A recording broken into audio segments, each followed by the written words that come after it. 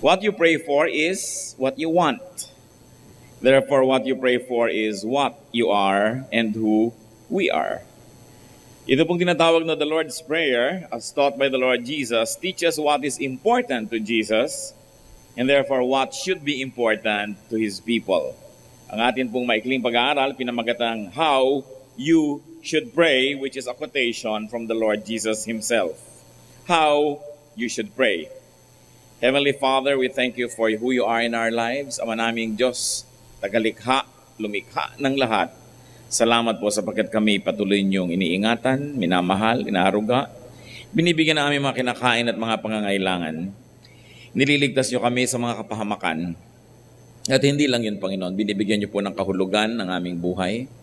Binibigyan niyo ng liwanag ang aming mga kadiliman at pinupunan niyo ang aming mga kakulangan.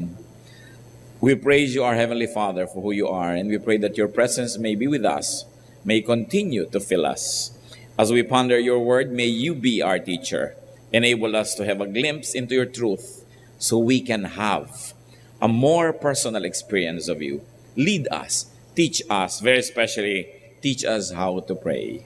In the name of Jesus our Lord, we ask you how you should pray.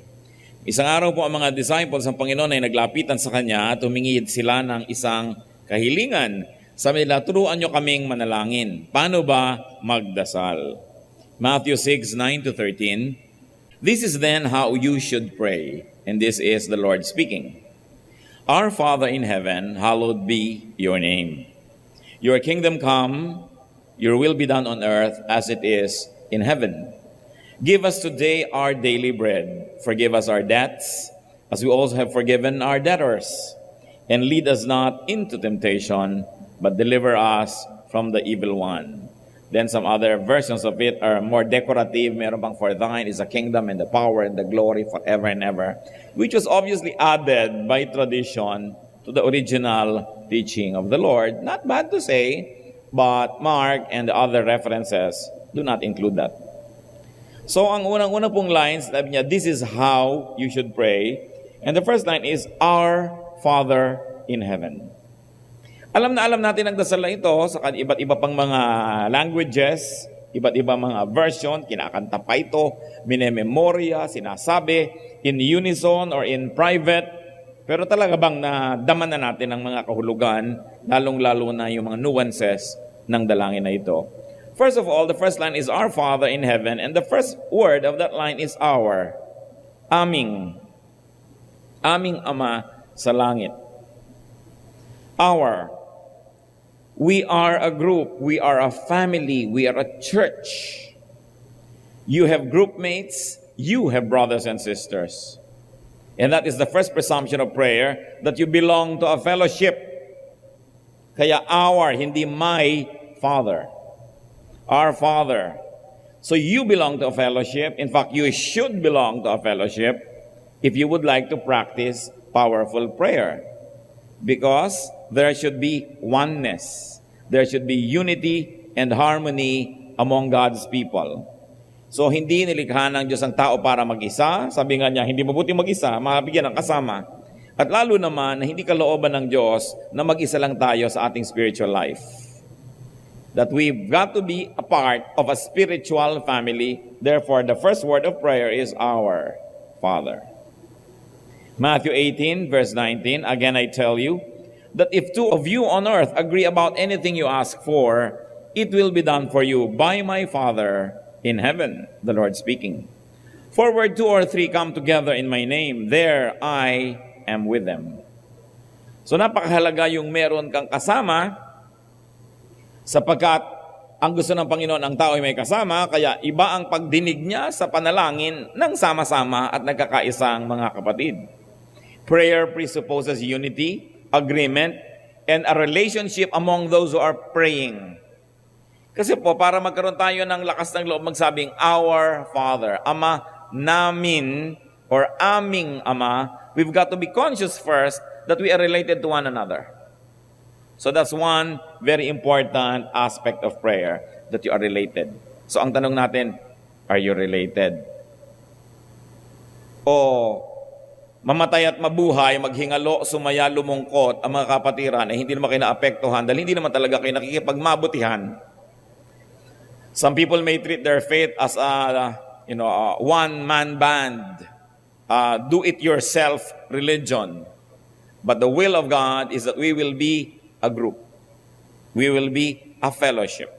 That there should be other believers side by side with us, believing in the same God, uttering the same prayer, and sharing life and even the ups and downs of life with us. It's important to be in a fellowship. So yun ang una nating tanong. Meron ba tayong pwedeng makasama, sabihin natin, aming Ama? The next word is Father. Definitely, it talks about a parental relationship. So first, our relationship with each other, then we move to the next relation, our collective relation with God. And that relationship is a parental relationship. Therefore, it must be governed by love, trust, respect, and reverence. Religion, or the temple, even the times of the Lord, had put God so high up, so far away from people. And that served the purposes of religion because a faraway, distant, unreachable God requires the priesthood. So nilayo ng relihiyon ang Diyos sa tao para hindi maabot ng tao at kailangan ang relihiyon. Kailangan ng mga religious leaders. Then priests, religious leaders, whatever names they go by or they went by, became brokers, go-betweens between God and people. Samantalang yung prayer na itinuturo, Our Father. If you're going to talk to your Father, you don't need a go-between.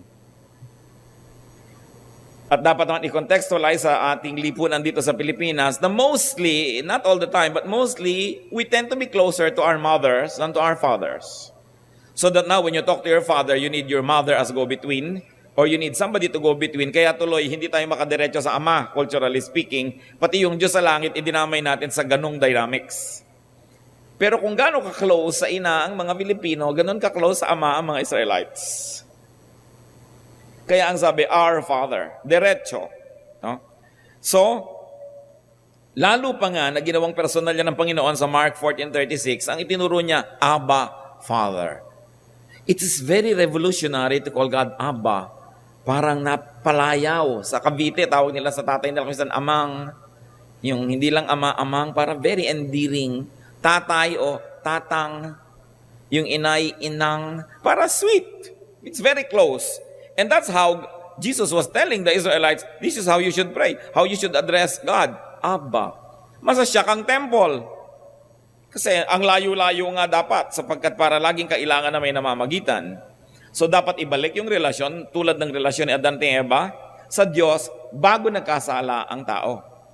Nakita niyo na ang Diyos pag bumupunta sa garden, hindi naman nakakanda nga dapa-dapa yung si Adan at si Eva. Nakikipag-usap sila, nakikipag-fellowship sila. Kasi wala naman silang kasalanan and there was fellowship. Hindi naman intensyon ng Diyos sapagkat dumadating siya, nangangayupa pa ang lahat at hindi makatingin at nakayuko lang. Yung ba ang gustong relasyon na isang magulang sa anak? Na pagka pumunta ka sa kitchen, takbuhan yung mga anak mo sa sala. Pag nasa sala ka, nawawala ang mga anak mo, nagpupunta doon sa taas. Pag tumaas ka, bumababa sila. Kasi iwas na iwas sa'yo. Asiwang-asiwa. No. God created people for fellowship. So ang presumption ng prayer is, you will live a holy life to the point that you can call God Father. And that you're going to be with people at makikisama, makikipagkapwa, makikisalamuha so that you can say, Our Father, instead of just my Father. So dalawang words pa lang, nakikita na po natin ang hinihingi sa atin ng Diyos para tayo makapanalangin. What we call the Lord's Prayer is not the prayer. Hindi naman masama na usalin, pero kung sinaulo mo yan at inusal mo, akala mo nagdasal ka na, you probably are missing a lot. Because the Lord's Prayer is not the prayer itself, but it is the premise, the philosophy, the principle on which effective prayer stands. 1, good relationship with fellow men in the fellowship, and 2, a close relationship with the Father. Then, our Father in heaven.